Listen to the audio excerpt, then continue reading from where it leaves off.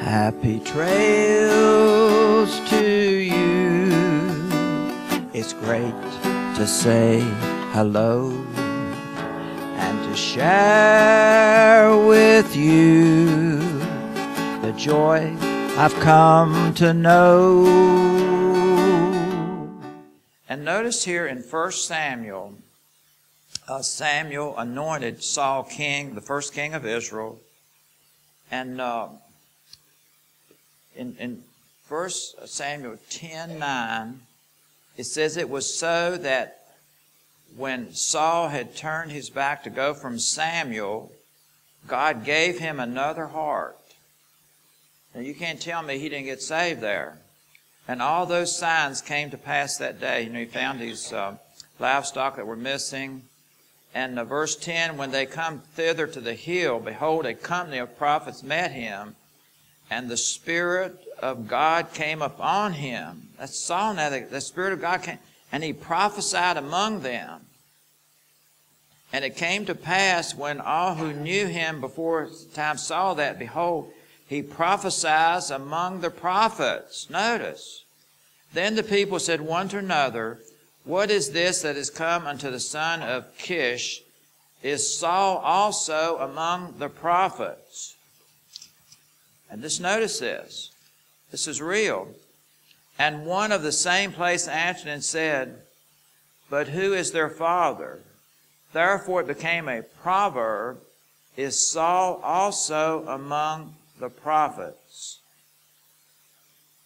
So we're just thankful, you know, that for the Holy Spirit. Remember Moses said he wished that all would prophesy? Moses said that in the camp. Because they were coming back with a report, you know, all these people prophesying. And I think it was the 70 elders. And Moses said, I wish that all would prophesy. And Paul said the same thing. He said the same thing there in the New Testament. But it's got to be real and it's got to be of God. We can't force it, or we just prophesying out of our own spirit. And then 1 Chronicles 10:13, after Saul turned his back on God, he would not listen. He became obstinate. At 1 Chronicles 10:13, so Saul died. See, him and his sons got killed by the Philistines. So Saul died for his transgression which he committed against the Lord, even against the word of the Lord, which he kept not, and also for asking counsel of one who had a familiar spirit to inquire of it, and inquired not of the Lord. Therefore he slew him and turned his kingdom unto David, the son of Jesse. And as I was studying that this week, I just wanted to know, how do people backslide? And we got to, because we're all in this together. And don't point your fingers going to somebody else and say, well, you know, I never would backslide like they did. Yes, as long as we're in this flesh, as long as we're in this life, it is possible. And we need to study the Word to see how you keep from it. And so in 1 Chronicles 10 here, verse 13 through 14, notice he sinned against the Lord. Verse 13, Saul died for his transgression which he committed against the Lord. So see, every sin we commit is not just against our fellow man, it's against the Lord. And that really helps keep us from sin. It helps keep me from sin because Jesus has gone through enough, and I don't want to add any more grief. So we sin against the Lord, not just our fellow man. When we sin against our fellow man, it's against the Lord. You remember the other Saul in the New Testament who became the Apostle Paul, when he was persecuting the church. And on the road to Damascus, the Lord met him and said, Saul, Saul, why are you persecuting me? And he didn't know he was persecuting Jesus, but he was, because he said he was persecuting the church. And you know, he was there when they stoned Stephen to death. And he was consenting to it. So we sin against the Lord, not just our fellow man. And notice it says too, I noticed here too, it's not just against the Lord. It says Saul, his transgression he committed against the Lord, verse 13, even against the word of the Lord, which he kept not. So see, anything you read in this Bible, put it into practice, because that's how you really grow. Anything you see, you say, by the grace and help of God, I'm going to put this into practice. And and Saul didn't do that. He wanted to do it himself. He wouldn't wait till Samuel come to do the sacrifice. He said, I don't know where Samuel is. I'll just do this myself. He intruded into the priest's office. And the Lord, Samuel told him to wait till he got there. So this is important, there's a point of order for things. And Saul went on transgressing. No, bless God, I'm going to do it anyway. And so he transgressed against the word of the Lord. And, the Lord told him to destroy this, the king and the livestock even. And Saul brought him back and said, no, the livestock is too good. I'm not going to. We brought this back to sacrifice to the Lord. And the Lord said, no, I told you to get rid of it. There was so much sin. There can be so much sin that even the animals can be demon-possessed, even the children, as awful as that is. But in the Old Testament, it's there.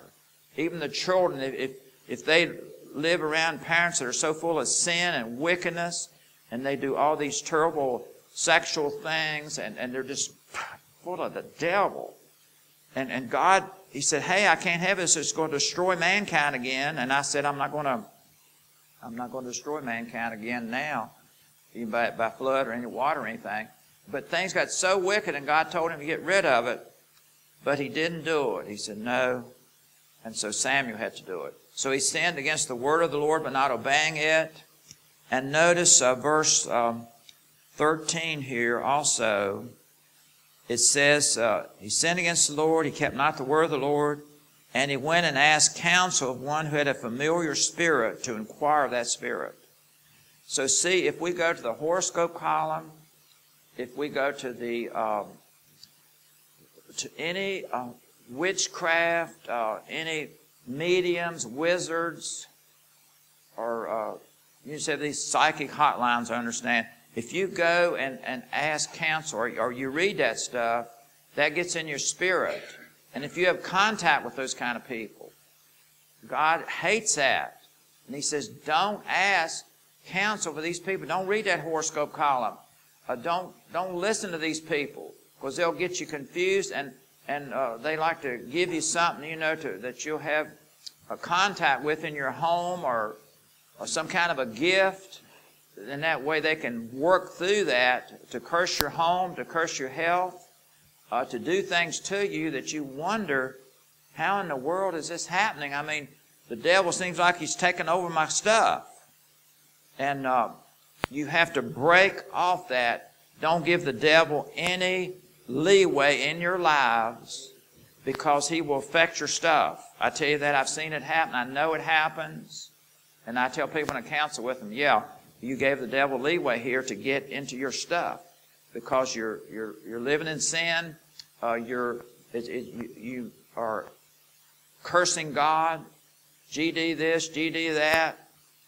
You are giving him, gambling, drinking, all these things that can give the devil leeway to your stuff. And I'm telling you, this is true. People are experiencing this, and when you tell them what's causing it, they say, hey, I need to come to the altar and get rid of it. And they're doing it. They're doing it. But the devil can manifest through your stuff if you have let him in. I mean, your home, your vehicles, everything. But if you cut him off and say, hey, I'm not giving the devil any handle to get into my stuff, into my life, into my stuff, into my children. I'm not giving him any handle to get a hold of. So he asked counsel of one who had a familiar spirit. Don't go to Jezebel. Don't go to Delilah. Don't go to Python. Don't go to your worldly friends or any other misguided spirit. You go to Jesus. You go to the Word. And he refused God's counsel. Verse 14, it says, he inquired not of the Lord, therefore he slew him and turned his kingdom unto David, the son of Jesse. So, we inquire of the Lord. And we stick with what God tells us even though we don't like it. We stick with what the Lord told us. And there's even one account, I looked up, he did inquire of the Lord. But it wasn't real. It's just a superficial thing. God saw his heart. See, he looks at the heart. And God saw, yeah, he repented, he said, but his heart, he didn't let it go to his heart. Oh, okay, Samuel, yeah, I'm sorry. Just forgive me. No, you don't do it. You pour out your heart. And boy, you come to the altar or the altar in your home or, wherever it is. You come to the place of repentance and you ask the Lord to forgive you. Something happened here. I'm sorry, Sheldon. Okay, thank you, Jesus. Saul refused God's counsel. He inquired not of the Lord. And notice, too, that this threw him into deep depression. He started getting depressed. And see, this is, I think, the root of depression is when we're not obeying the Lord. You say, well, I'm trying to. Well, did he tell you something to do that you're not doing? I mean, if you've got a call on your life you've never answered. See, you can go into depression, and Saul was not doing what God told him to do. And he went into depression. And so he called David, found out David played the harp, and he was a great soldier, but he played the harp. So David would come and play and sing these beautiful psalms. David wrote most of these psalms, by the way, sweet psalmist of Israel. So David would play and, his psalms and sing, and Saul would get relief. But then because he looked to man instead of God, he started trying to kill David. He threw his javelin at him. Several times I just barely missed him. David, if he hadn't been athletic, he'd have killed him. So see, depression, and I think these people are committing these murders in all these places. They're just so depressed and they want to take it out on everybody else. They want to kill everybody because they're so miserable themselves, and then they end up killing themselves. And see, that's because they're not letting God have his way. They inquired not of the Lord. They refused his counsel. And notice, too, that David had been anointed king, and Saul found out about it, and he tried to kill him. He refused the one that God had anointed to replace him. Instead of training him, he tried to kill him. See, we're not supposed to be jealous of the young men coming up. We're supposed to be training them. We're supposed to be spending time with them. And, doing everything we can to help them, because we're not going to be here forever. I tell you that. We're all getting older. And so we need to train them and not be jealous of them. But he tried to wipe out David. And see, he should have been training David. He should have been helping him and teach David what he had learned and spending time with him. But he didn't do it. God tries desperately to help people turn from their wickedness, their backsliding, but even God can only do so much. He can deal with us, speak to us, move upon us, impress us, but God will never force his will upon any of us. The Word for Every Day says Saul's an example of how a person can go so deep in sin that after a while Satan maneuvers him into a trap, and it is Satan's business to steal, kill, and destroy. And he did maneuver Saul into that trap. He and his sons got killed by the Philistines. Don't let the devil maneuver you into some kind of a trap. I really believe that all these guys, they get killed or young. I really believe that they had a great call on their lives. A great call. I really do. And they did not follow it. They did not follow that call. And they maneuvered themselves into a trap like Saul and his sons did. And every one of them, Jack talks about these different ones. Every one of them, and we know about them. And you read oh no. Ugh. It just makes me so righteous. My righteous anger just burns because I know that God had a plan and a purpose. And Jonathan, he He made a covenant with David, but he never actually went into the wilderness with David. He stayed with Saul. He gets wiped out as a young man. I don't think he was supposed to. I think he was supposed to support David. And, well, he couldn't fight his own father. Well, I don't know. Wicked man. Saul goes in and kills the whole village of priests. You go support somebody like that? Wiped them out? Killed them with a sword. So, and you know David, they put David in the wilderness and Saul was trying to kill him. And a number of years, it might have been 15 or 20 years, he ran from Saul in the wilderness. And Saul tried to kill him so he couldn't become king. Well, Saul ends up getting killed by the Philistines and his sons. I think it was 3 of them. Spurgeon said it so well. He said David's worst foes were they of his own household. Saul was his father-in-law. Saul was David's father-in-law. Absalom, his son, tried to take over the kingship too. About ulterior motives, wicked means. He got killed, hung by his hair in the tree. His children were his greatest affliction. Even his son drove him back into the wilderness where Saul had him all those years. Tell you people, children, don't do this. The temptations of poverty and wealth, of honor, reproach, of health and weakness, all tried their power on David. Listen to this, what Spurgeon says. He had temptations from without to disturb his peace, from within to mar his joy. David no longer escaped from one trial that he fell into another one. It is probably from this cause that David's Psalms are so universally the delight of experienced Christians. Whatever our frame of mind, David has exactly expressed our emotions. He is the able master of the human heart. David's Psalms are green pastures for the human soul. Just read the Psalms when you're going through trouble and trial. David was there, and he was already anointed king. But all these things came against him because Satan does not want you to claim what's rightfully yours. That position of authority in his kingdom.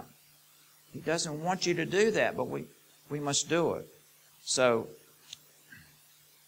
okay, moving right along here. I'm going to have time for this too, and pray, thank you, Lord. I want to tell you, you know, Saul didn't do right by David to train and mentor him, but Elijah and Elisha did. They did it right. And I was studying them, and I want you to go to 2 Kings. That's right before Chronicles. 2 Kings 2. 2 Kings, the 2nd chapter. 2 Kings 2. 2 Kings 2.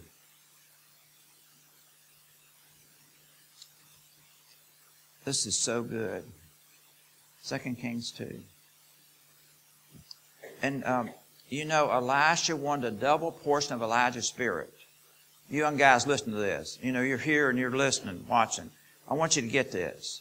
How do you get a double portion of your mentor's spirit? And it's not our spirit, it's God's spirit. Elijah couldn't have done all them miracles. It was God's spirit. A double portion, see, that's what it is. And so how do you get a double portion? Well, notice this. Let's read it. 1 Kings 2. It came to pass when the Lord would take up Elijah into heaven by a whirlwind, that Elijah went from Elisha from Gilgal. And Elijah said unto Elisha, tarry here, I pray you, for the Lord sent me to Bethel. And Elijah said unto him, as the Lord lives and your soul lives, I will not leave you. So they went down to Bethel. The sons of the prophet who were at Bethel came forth to Elijah and said unto him, knowest thou not the Lord would take away your master from your head today? He said, yes, I know it. Hold your peace. And Elijah said to him, Elisha, tarry here, I pray you, for the Lord has sent me to Jericho. And he said, as the Lord lives and as your soul lives, I will not leave you. And the sons of the prophet who were at Jericho came to Elisha and said unto him, knowest thou that the Lord would take away your master from your head today? He said, yes, I know it. Hold your peace. And Elijah said to him, tarry, I pray you, for the Lord sent me to Jordan. And he said, as the Lord lives and as your soul lives, I will not leave you. And 50 men of the prophets went, stood afar off, and the 2 stood by Jordan. Elijah took his mantle, wrapped it together, smote the waters, and they were divided here and there, so they went over on dry ground. And it came to pass, as they were gone over, Elijah said to Elisha, ask what I shall do for you before I'm taken away from you. And Elisha said, I pray you, let a double portion of your spirit be upon me. And he said, you have asked a hard thing. Nevertheless, if you see me when I'm taken up from you, I shall be so unto you. But if not, it will not be so. In other words, you won't get a double portion. It came to pass, verse 11, and as they talked, and behold, there appeared a chariot of fire, horse of fire, parted them both asunder. Elijah went up by whirlwind into heaven. Elisha saw it. Say, Elisha saw it. And he cried, my father, the chariot of Israel and the horsemen thereof. And he saw him no more, and he took hold of his own clothes and rent them in two pieces. As I was studying this and just asking the Lord to guide me here, to get a double portion of your mentor's spirit, you have to follow him closely. You don't criticize, you don't find fault, you just follow and learn. Now, you know, Reverend Sawyer in Stanton, he was my mentor, and when we got married, we worked on him for 13 years. And at times I was critical. But through my spirit, you know, because we not always agree, but I tell you, we need to follow closely because he was gone pretty quick. And I think back, man, the things he did, and I put them into practice. I think about them, and I'll bring up to our something Reverend Sawyer did. And so follow I'm telling you from 41 years of experience, follow your mentor closely. Don't criticize, just learn all you can. Just soak it up. Because if you don't, see, Satan will block a lot you could be learning that you're not seeing. So follow him closely, because Elisha said, no, you're going there, I'm going there. Okay, Elisha had been with Elijah about 10 years when this happened. He followed him 10 years, really close. So be persistent in your following, your apprenticeship. And remember that Joshua, when Moses went at that mountain twice for 40 days and 40 nights, Joshua stayed up on that mountain. Moses said, you can't come any further. And sometime you might think, I wish the pastor let me do more. But the time is not right yet. And when you get the full thing, like Joshua did, you'll wish you had listened closely.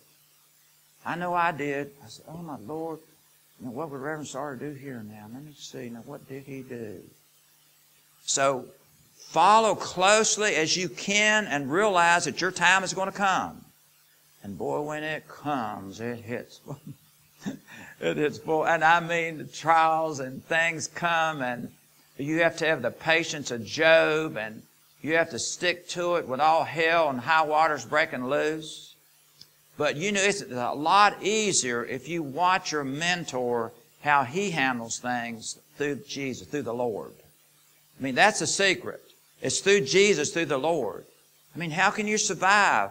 How can you have a church? How can you keep people together when all these different perspectives and people are hearing the sermon different ways and they have different backgrounds and different thoughts? How can you keep it's a miracle. It's a miracle. It's a work of God's grace. That's what it is. It's a miracle. And the only way you can do it is through God's grace. But when your time comes, see, and it's all on you. Now you're it.